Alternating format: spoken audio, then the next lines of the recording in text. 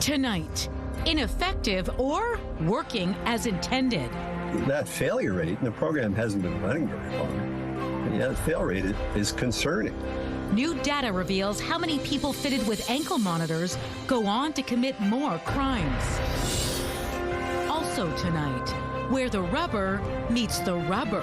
This is superior to anything that's manufactured for this purpose. After years of repairs and re-repairs, how some municipalities are starting to get creative with their road maintenance. Plus, hospital wait times back under scrutiny. The response after the nurses' union raises alarms over crowded wait rooms at Manitoba's largest hospital. CTV News. Live from downtown Winnipeg with Marilee Caruso. Good evening. Thanks for joining us. The NDP government reintroduced ankle monitors to the justice system toolbox last year. They said it would improve public safety by cracking down on repeat offenders. And tonight, we're getting a new look at the program's effectiveness. CTV's Daniel Helmerson joins us now live to explain. So, Daniel, can we consider the program a success? Well, Marilee, that really depends on who you ask. More than half of the people who were ordered to wear ankle monitors have violated conditions or committed more crimes.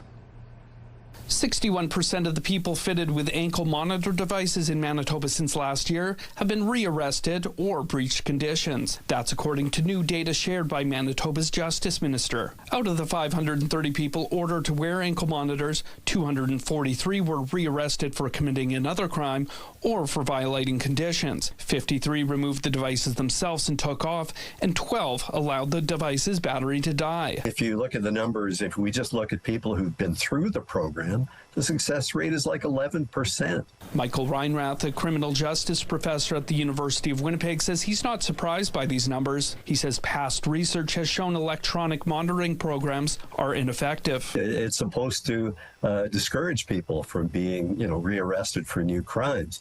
So that failure rate, and the program hasn't been running very long, yeah, the fail rate is concerning. The Canoe government reintroduced the electric monitoring program in August 2024 as a way for law enforcement to keep tabs on those charged with crimes and released on bail in real time. Ankle monitors are also used in intimate partner violence cases. The devices use voice, audio, and vibration commands to alert those wearing it, and it can send out alerts if someone is in an area they're prohibited from entering. Premier Wab Canoe argues the high number of rearrests are a sign the ankle monitors are working as intended. Well, there's a deterrence component, but yeah, if somebody's breaching bail, you should go arrest them. But the PC's justice critic says the program is failing and the province should prioritize crime prevention. We have experts saying that this is not something to rely on. We have experts saying that these are inflated numbers that the minister was using. And if we look at the people that were actually no longer in this program or aren't wearing these monitors, it's a staggering number. The Pallister-led PC government axed an ankle monitoring program back in 2017. However, the Conservatives did promise to reintroduce electronic device tracking during their 2023 election campaign. How much is the government spending on this program? Well, Marilee, when the NDP announced the program last year, they earmarked just under $3 million over 2 years. But an expansion this summer, doubling the number of ankle monitors to 200, brought the total to roughly $4 million. All right, thanks for this, Daniel. Crowded waiting rooms in Winnipeg ERs are nothing new, but the Manitoba Nurses Union is calling a recent situation at Health Sciences Centre totally unacceptable. The Nurses Union says HSC's emergency department was running at more than 200% capacity for more than a week. In a post on social media, President Darlene Jackson says at one point there were 120 patients waiting to be seen. Jackson says the overflow forced nurses to care for stroke patients in hallways, while other patients waited hours upon hours for treatment. The situation became so dire, some adult patients were actually redirected to the children's ER. PC health critic Kathleen Cook says this is evidence the NDP's plan to fix the healthcare system is not working.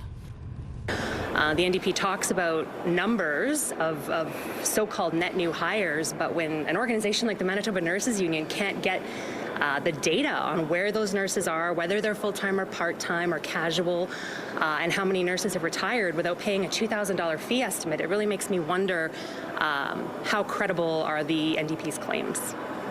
Manitoba Premier Wab Kinew says his government is working every day to improve emergency services and says today the median wait time is 2 hours.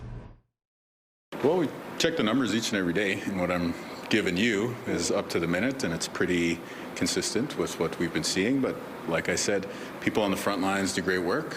We're doing a lot on the safety side to support them. We've done a ton on the staffing side, so we're going to keep working on that. There will soon be a new face at Winnipeg City Hall after a by-election in Elmwood, East Kildonan. Emma Durand-Wood won Saturday's by-election, securing just over 31% of the vote. The race saw 7 candidates on the ballot. The by-election was prompted after the death of Councillor Jason Schreier in April, who was first elected in the ward in 2014. Durand-Wood described her win to CTV News as surreal and says she's grateful for her election team. I really want to just be a strong voice for the community. I think throughout this campaign I've seen that people really want positivity, they want forward-looking solutions, they don't want to get sort of mired in the negative, and they want a councillor that works with them in community. The longtime community advocate and freelance editor said the job won't be easy and there's big shoes to fill. Just over 15% of eligible voters cast ballots in the by-election. Former Manitoba Premier Heather Stephenson has paid an $18,000 fine for violating the province's conflict of interest law in pushing for a mining project. Legislature Speaker Tom Lindsay says Stephenson submitted the payment last week, and one of her former cabinet ministers, Jeff Wharton, has also paid his $10,000 fine. Earlier this month, members of the legislature approved the recommended penalties in a report from the Ethics Commissioner. The report says Stephenson tried to get a mining project approved after her Progressive Conservatives lost the 2023 election, but before the NDP government could be sworn in. Stephenson said she was acting in the public interest and had no personal stake in the project, and no license was issued in the end. Cliff Cullen, a former deputy premier, was also fined $12,000. He's left politics and has not spoken publicly on the matter. More and more people are relying on food banks in Manitoba. Food Banks Canada released its annual hunger count report card, and its findings show an alarming spike in our province. This year, Manitoba food banks averaged nearly 65,000 visits a month. That's a 17% increase from last year, and when compared to 2021, it's a massive 97% increase. 50% of those using food banks in our province are single, with 25% relying on social assistance. However, the study also found 17% of food bank users have a job, and 60% are renters. Coming up a little later in the show, I'm going to speak with a spokesperson with Food Banks Canada about the report, hear why the organization says immediate action is needed to address this crisis. We're now just a week away from turning back the clocks 1 hour and returning to Central Standard Time. Next Sunday, Manitoba and most other jurisdictions will switch from daylight saving to standard time at 2 a.m., meaning an extra hour of sleep for many. Politicians at different levels of government have proposed opting out of this practice of changing the clocks in the spring and fall, but for now, it remains in effect. Officials say it's good to keep road safety in mind, with it getting darker earlier during the evening, especially after those clocks fall back. All right, let's bring in Colleen Brady now and get a first look at your Skywatch evening forecast. And you are busy tracking rain. Yeah, all kinds of it. It's been falling all day long in Winnipeg and across much of southern Manitoba. In fact, I'm just going to get right out of the frame and show you how active the radar is right now. So while it's been raining all day long, there's more yet to come. Environment and Climate Change Canada issued a special weather statement for parts of south central Manitoba up into the southern Interlake. But even outside of this alert area, places like Winnipeg still have a lot more rain on the way. I'll show you how much, and we'll also look ahead to Friday, which is Halloween. Trick-or-treaters will be wanting to know how to prepare for that, what their costume should be. More on that to come. But let's take a look right now first through the Bath Fitter Live Eye. Bath Fitter, your bath and shower experts for more than 40 years. With the rain coming down, the raindrops on our camera lens there, it is 9 degrees. Winds out of the south at 22 kilometers an hour. The pressure's rising, and the humidity right now, Marilee, is 97%. Thanks, Colleen. A Winnipeg bus driver is in hospital after being assaulted on the job this afternoon. Police allege the suspect was a passenger who's still at large. Officers were called to East Kildonan shortly after 2 o'clock this afternoon to an assault near Gateway and Springfield roads. Police say a bus driver was brought to hospital with non-life-threatening injuries. They allege it was a passenger who assaulted the driver.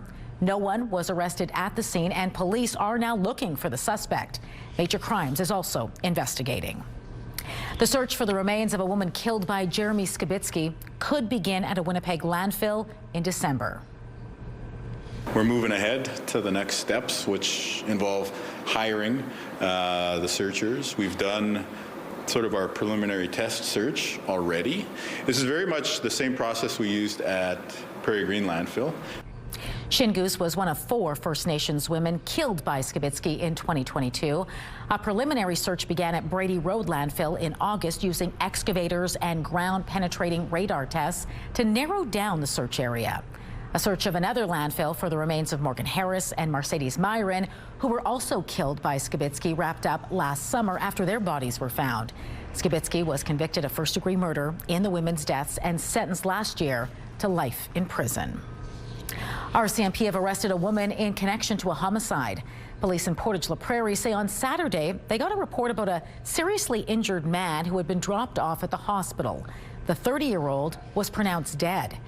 Mounties say someone drove him to the hospital and then left. Police found the vehicle and arrested a 29-year-old woman. She's facing a charge of manslaughter and is due in court at a later date. Every summer, we see crews out on the streets repairing our roads. Usually, they're laying down asphalt and gravel, but not always. Municipalities across the province are looking at different methods of road repair, some using eco-friendly means of construction. And as CTV's Joseph Bernacki shows you, material from hundreds of recycled tires is being used to repair some country roads. There's a new game in town when it comes to building materials for road construction: recycled tires. I love doing this job. I can take the garbage that they used to bury in the landfills and I can put it in a road. Peter Schrader and his team have rebuilt roads across Manitoba for 20 years, processing old rubber tires into what's called tire-derived aggregate Type B. The tires are shredded using a 250 horsepower hybrid shredder using 2 circular hook knives. The broken down material is vital for stopping water from rising up into the roadbed above it. Schrader says problems can persist in gravel roads from 4 feet into the ground. Once the water's in the roadbed in the fall, it freezes what they refer to as a frost lens. We have to get down there and we have to take corrective measures. He says once the water thaws in the spring, gravel roads can be damaged from the resulting expansion, leaving soft spots. That's where his team comes in using recycled rubber. After excavating and putting some of the material underneath, the road is compacted and ready for drivers. Before you know it, we've got it right up to the top. Maybe it's a foot or so higher, and the road has load-bearing properties. It's a rebuilding process Schrader has used recently in Gimli, the RM of Stanley, and the RM of Yellowhead. Yellowhead Council says it was a no-brain decision. The success stories that other municipalities had with the method, but plus it was kind of a win-win. It was a way to use up some of the tires that were piling up and put them to good use at a reasonable cost. Another selling point? Mayor Starzyk says the municipality received funding for the roadwork from Tire Stewardship Manitoba. The important part of our grant is to support the market and to demonstrate the product for RMs, let them know that this is something that's available and that it works. Joseph Bernacki, CTV News, Winnipeg. An investigation is underway after a man walked into City Place Mall downtown after having been stabbed. The police service says General Patrol officers summoned an ambulance who brought the man in his 30s to hospital in unstable condition. Police tape could be seen surrounding the west entrance of the building and part of the sidewalk. Police have not yet identified any suspects. A man was sent to hospital after a morning crash in downtown Winnipeg. Check this out. As you can see, a truck collided into the side of a building on Smith Street. The vehicle, surrounded by pylons and wreckage, sustained severe front-end damage. Winnipeg police say it happened around 7 this morning. A man was taken to hospital in unstable condition and later upgraded to stable. The cause of this crash is under investigation. One of the most decorated Indigenous war veterans in Canadian history was celebrated in Manitoba Saturday afternoon. A ceremony was held in Petersfield to honor the legacy of Sergeant Tommy Prince, an Indigenous war hero who served in the Second World War and the Korean War. Prince was born in the community north of Winnipeg and would later move to Broken Head, Ojibwe Nation when he was a child. For his exemplary military service, he was awarded 11 medals. After returning from combat, he served as a strong advocate for Indigenous rights despite discrimination.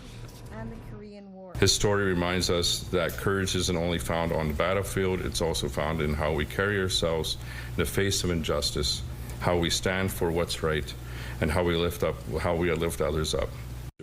The ceremony was attended by nearly a dozen of Prince's family members, veterans, community members, and representatives from all 3 levels of government. The fallout continues tonight from last week's abrupt cancellation of trade talks between Canada and the U.S.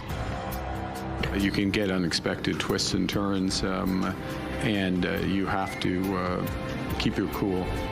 The Prime Minister answers questions for the first time since the diplomatic rift opened over Ontario's anti-tariff ad. We'll have the latest when we return.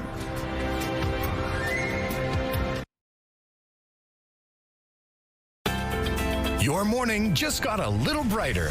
Start your day with CTV Your Morning, and you could win $20,000. For your chance to win, watch CTV Your Morning Winnipeg, weekday mornings 6 to 9.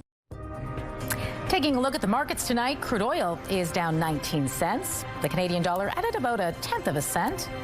Gold plunged $118. The TSX lost 77 points. The Dow Jones rose 337 points, while the Nasdaq gained 342 points. Prime Minister Mark Carney is answering questions for the first time since U.S. President Donald Trump terminated trade talks with Canada over Ontario's anti-tariff ad. Well, Trump says the 2 leaders have no plans to meet. Carney says progress was being made up until last week. CTV's Judy Trin is traveling with the Prime Minister in Kuala Lumpur and has the latest. Official handshake. The Prime Minister began his day with a meeting with Malaysia's Anwar Ibrahim, the 4th leader from Southeast Asia that he has sat down with at ASEAN. But the one-on-one he needs is slipping out of reach.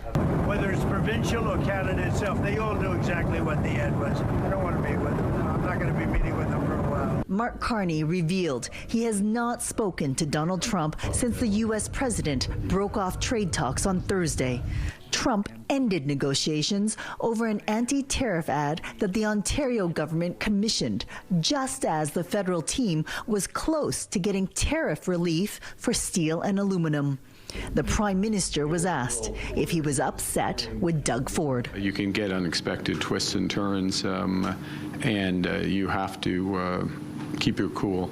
We had made progress, to repeat.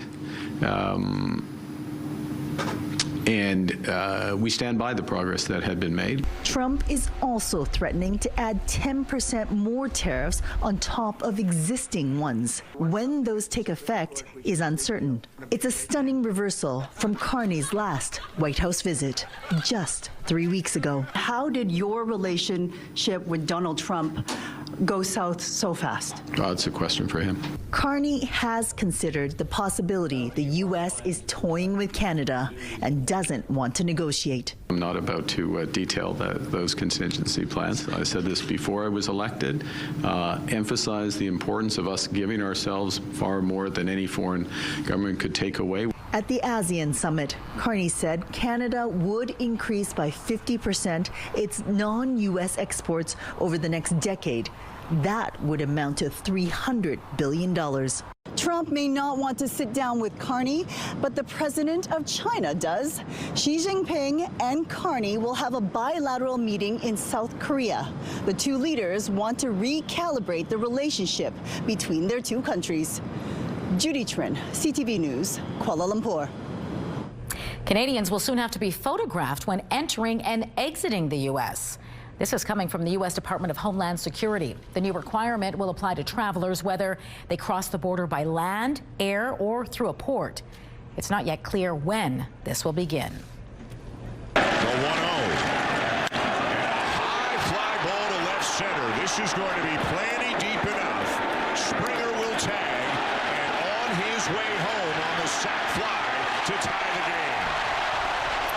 That was the only run the Toronto Blue Jays could manage in Saturday's Game 2 of the World Series against the LA Dodgers. The Dodgers tied up the series with a 5-1 win. The Blue Jays now looking to get back in that win column tonight in LA, and that is where we find CTV's Adrian Gabriel joining us live from Dodger Stadium. Adrian, what's the mood like ahead of Game 3?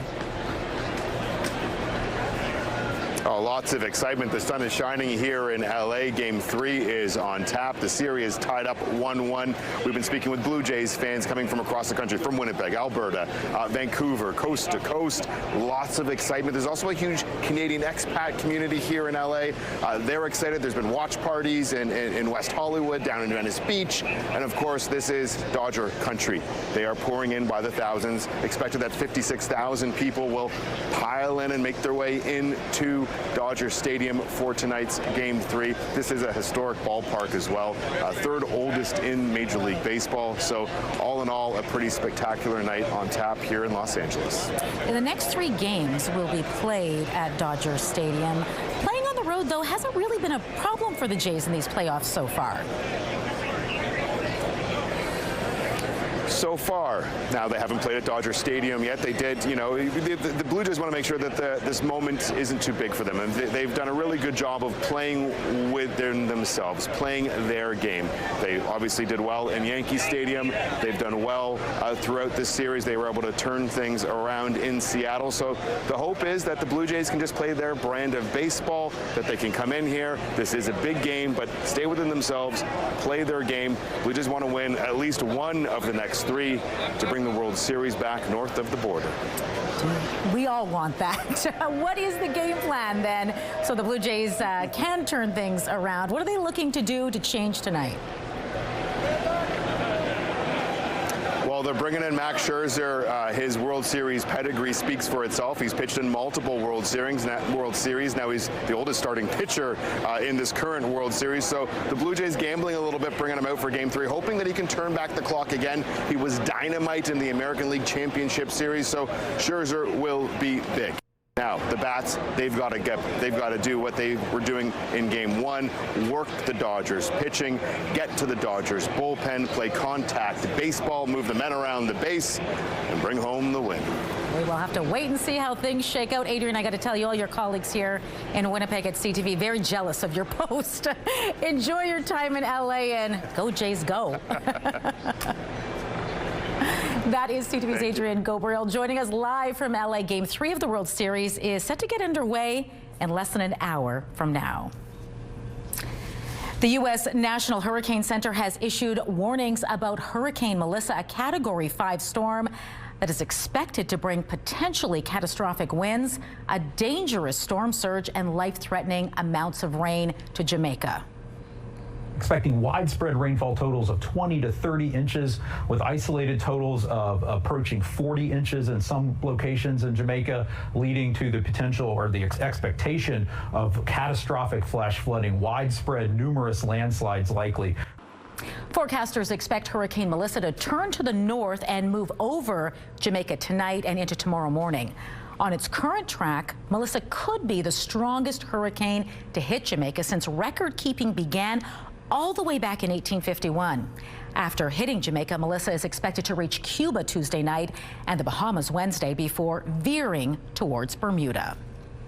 2 people have been arrested in Paris in connection with the theft of France's crown jewels from the Louvre. One man was arrested as he prepared to board a flight to Algeria, while the other was arrested in a suburb north of Paris.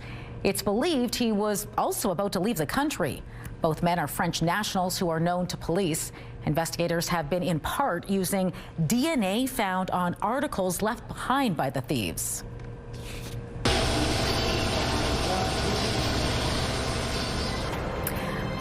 A sweet treat Well, the price point may leave a sour taste in your mouth, while you're likely paying more for Halloween chocolate this year.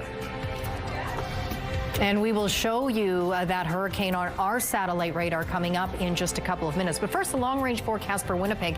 The one bright spot this week will be Wednesday in the sunshine, up to 8 degrees. Clouding back over on Thursday, high of 7. There's the possibility of showers. Trick-or-treaters, listen up. Cloudy Friday. There is a slight chance of showers. Keep that in mind when you're picking those costumes. A high of just 5 degrees. We could slip below freezing Friday night into Saturday. Cloudy 4 degrees. Showers likely Sunday. They could be both rain and snow showers.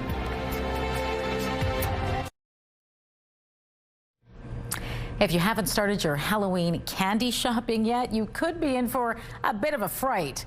A new report suggests households are spending more on trick-or-treaters. CTV's Datin Unger breaks it all down for us. Winnipegger Stacey Cardigan-Smith is gearing up for what she expects will be a busy Halloween night. We're in a neighborhood now that really goes gung-ho for Halloween. But she says stocking up on sweet treats has been more costly this year. Between the increased cost and the increased need for candy, it's definitely been a lot more than previous years. According to the Halloween treat cost report out of Dalhousie University, Canadian households are spending 10 to 20% more on Halloween candy. But here's the catch. You won't necessarily see the increase on the price tag. That's because the sweet treats inside the wrappers are shrinking. Pieces are much smaller, which tends to push households to give more. This thanks to the soaring cost of cocoa beans, which have more than quadrupled in the past 2 years due to drought and crop disease in West Africa, where 70% of the world's cocoa beans are produced. We're seeing prices that are 5-6 times higher. Constance Menzies, the owner of chocolatier Constance Pop, says the higher cost of cocoa beans means a higher cost for her customers. I'm holding a nice a bag of Halloween chocolate, and normally this would cost, for someone to purchase in our store, it would cost them $6 to buy a bag like this, but now it's $13. And while some shoppers are planning to cut back this year, they just won't get as much. That's all. Cardigan-Smith says she believes the Halloween candy is worth every cent. Seeing the joy on kids' faces, of course it's worth it. Danton Unger, CTV News, Winnipeg.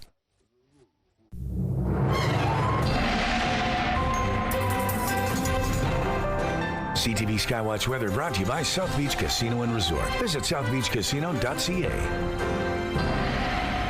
Oh boy, the kids are going to have to work hard for that candy this year. Sounds like it. Hopefully they won't be contending with rain, Colleen. There's an outside chance of it, but it looks like it'll be cloudy, so the setting will be appropriate. But yes, Ghosts and Goblins, just watch our forecast over the next few days just to see if the chance of showers and increases rather as we get closer to Friday.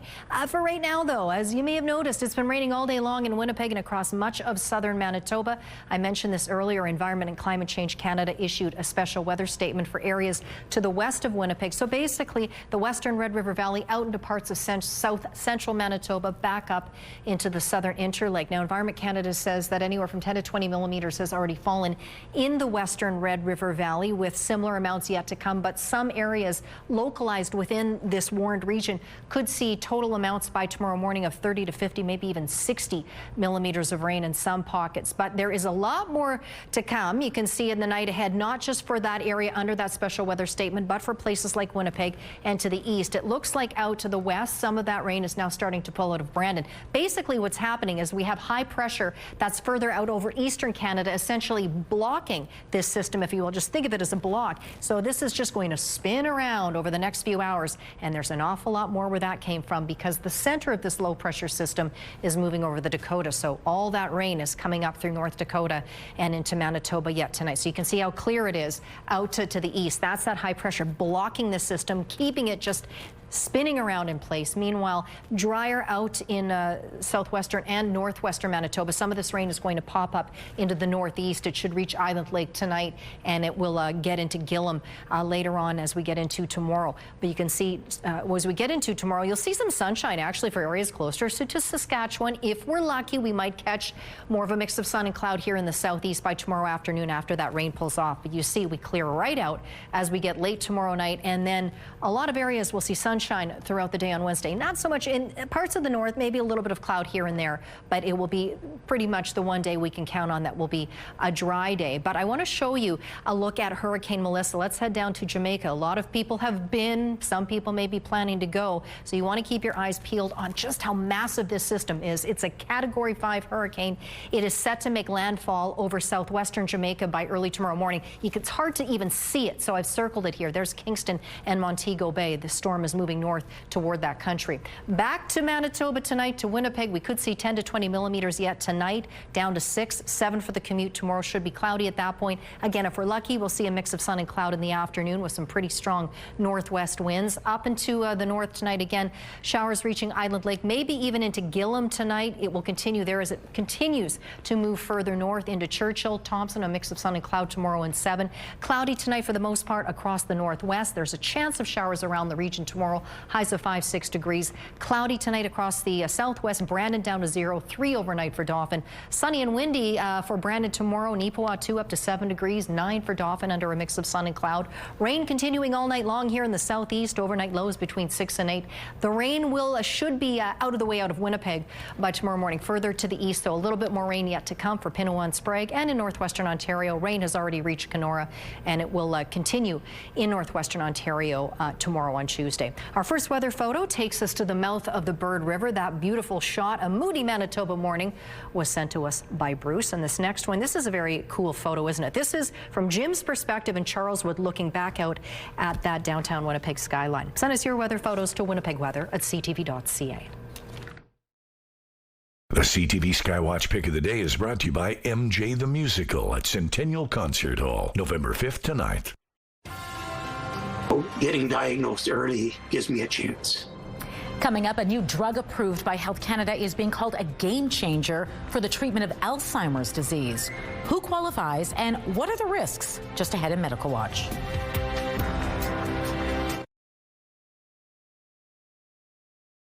A concerning new report from Food Banks Canada says increased levels of poverty and hunger are becoming normalized in this country.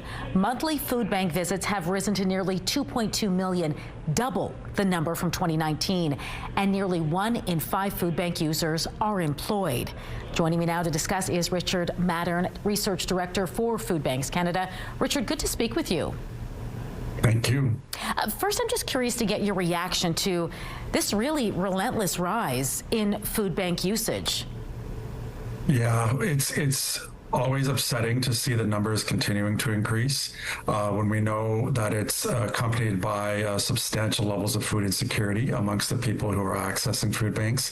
And it's showing what's been going on in the last several years in particular, with a combination of affordability challenges and other gaps in our safety net people have been experiencing.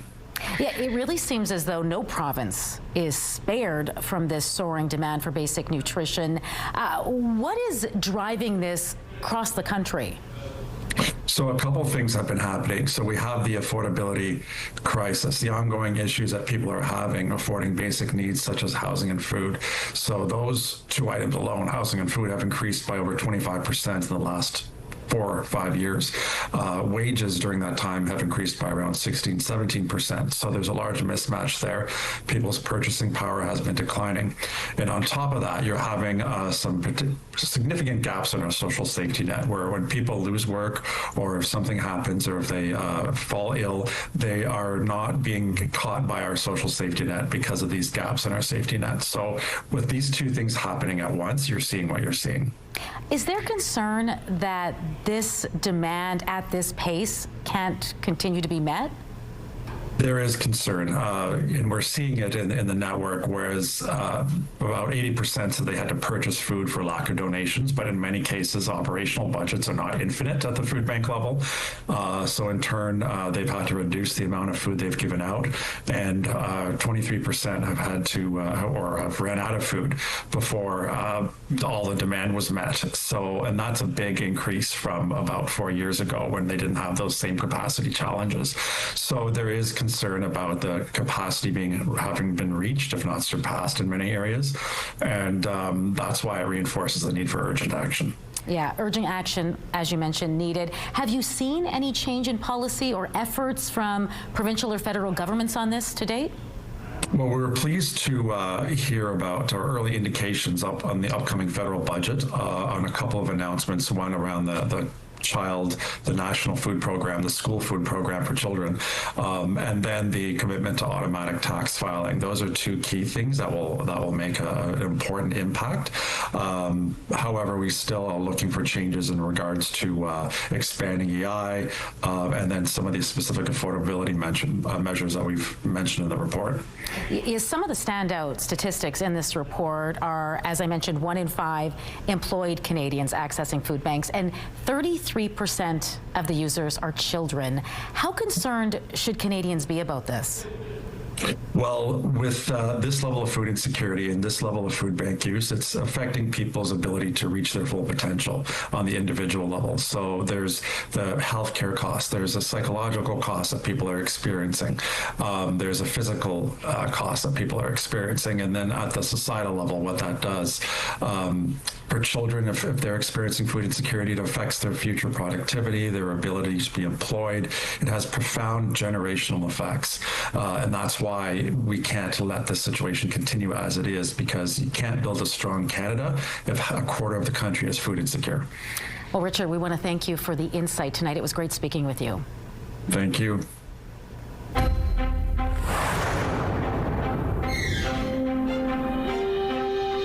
Doctors in Quebec held a protest after the province passed new legislation this weekend initiating a new compensation system.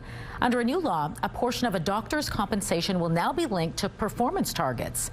These targets are directly linked to the number of patients they care for, particularly vulnerable patients. The law also imposes fines of up to $500,000 per day on doctors who take, quote, concerted action to challenge the government's policies.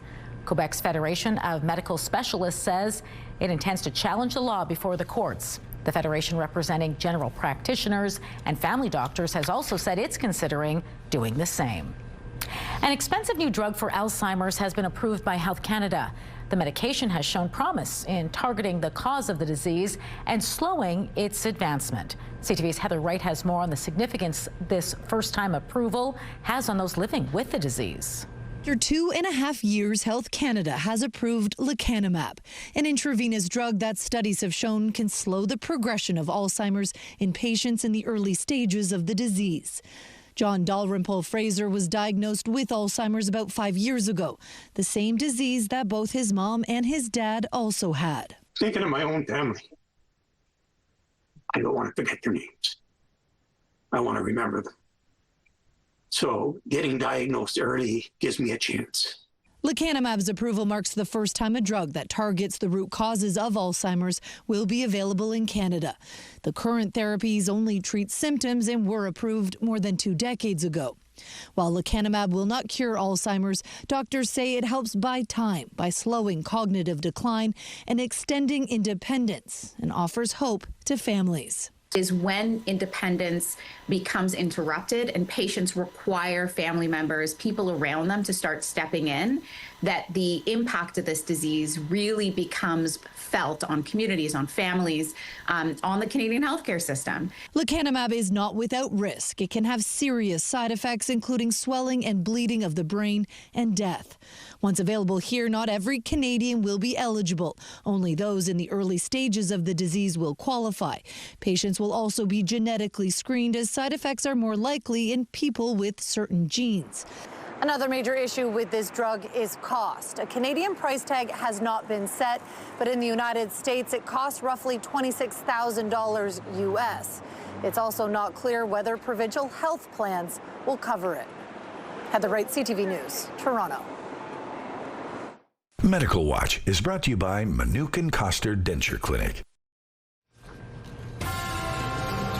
Calling all makers who have a passion for passing on their skills to others. The Winnipeg Library's Maker in Residence program is recruiting for next year. Who should apply and how when we return.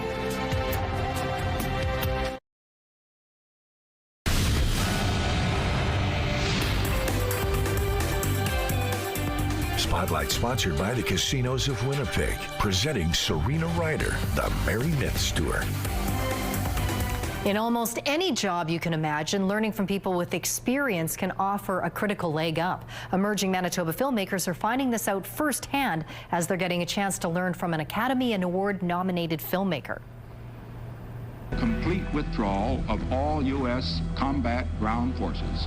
Rory Kennedy is the youngest daughter of late U.S. Senator Robert F. Kennedy. She's mainly known though for her award-winning documentary filmmaking, including 2014's Last Days in Vietnam and 2005's Street Fight, which were nominated for Academy Awards. She also won a Primetime Emmy. Kennedy is now sharing her expertise with emerging filmmakers here in this province through Film Training Manitoba.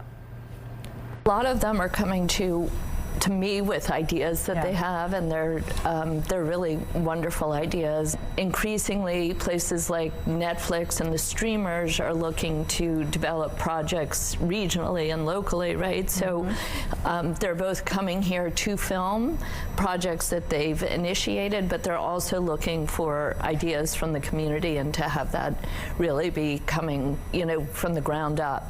Rory Kennedy is holding a masterclass and screening of her film Ethel tonight at the University of Winnipeg. Well, if you have some creative skills and want to share them with others, the Winnipeg Library wants to hear from you. It's now accepting applications for next year's Makers in Residence. The Maker in Residence program pairs people who are skilled in visual or creative arts, technology, or digital media with people who want to learn.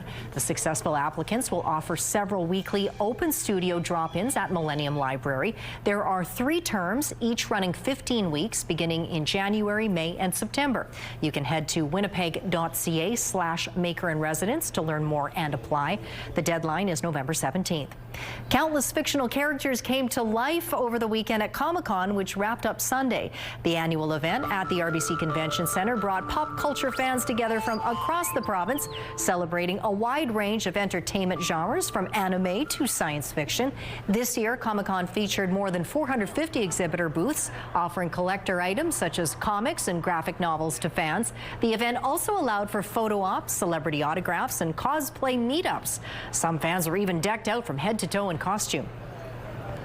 Honestly, I think the characters look really cool. It's the combination of the aesthetics of the characters matching like what I like in character, like what I like visuals I like, and just being able to become the character and immerse yourself in like the role play of it, right? The 3-day event wrapped up with a musical performance from members of the Winnipeg Video Game Orchestra. That's right, they play music from popular video games. An anime movie adaptation secured a surprise #1 at the weekend box office.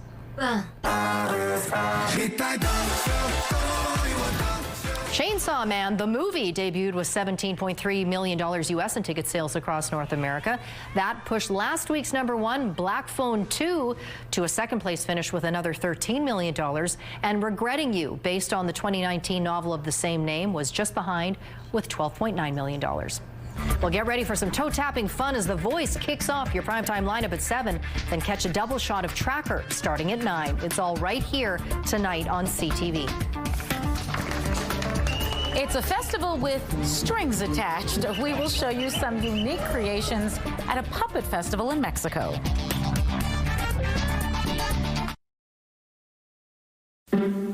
It's spooky season, and we're looking for a Halloween house to feature on CTV Your Morning Winnipeg. If you think yours fits the bill, you could win a $500 gift card from St. Mary's Nursery and Garden Center and have the chance to show off your Halloween house live on Your Morning Winnipeg on October 31st with a visit from Ainsley McPhail. To enter, head to our contest page at ctvwinnipeg.ca, fill out the form, and submit some pictures. Women's clothing provided by RW & Company. Salon services provided by S&T Spa Salon. Light rain and drizzle in the city right now. It's 8 degrees. Winds coming from the south at 22 kilometers an hour. You can see the wet road there looking down into Osborne Village. We're doing things backward today. The highest temperature was in the overnight hours, 14. The coolest 8, the current temperature. And yeah, so normal high for this time of year, 6. But everything's backwards today with the rain in that system coming through. We could see as much as 10 to 20 more millimeters of rain yet tonight. Should be out of the way by morning, though. Winds pick up out of the northwest early tomorrow afternoon. If we're lucky, some sun, mix of sun and cloud, 9 degrees. Mostly sunny Wednesday, 8 degrees. Showers possible Thursday. Trick-or-treaters take note Friday. Cloudy, a slight chance of showers, a high of just 5. Cloudy start to the weekend Saturday. Thanks, Colleen. Puppets are taking center stage in Mexico, and the streets of one city have become their theater.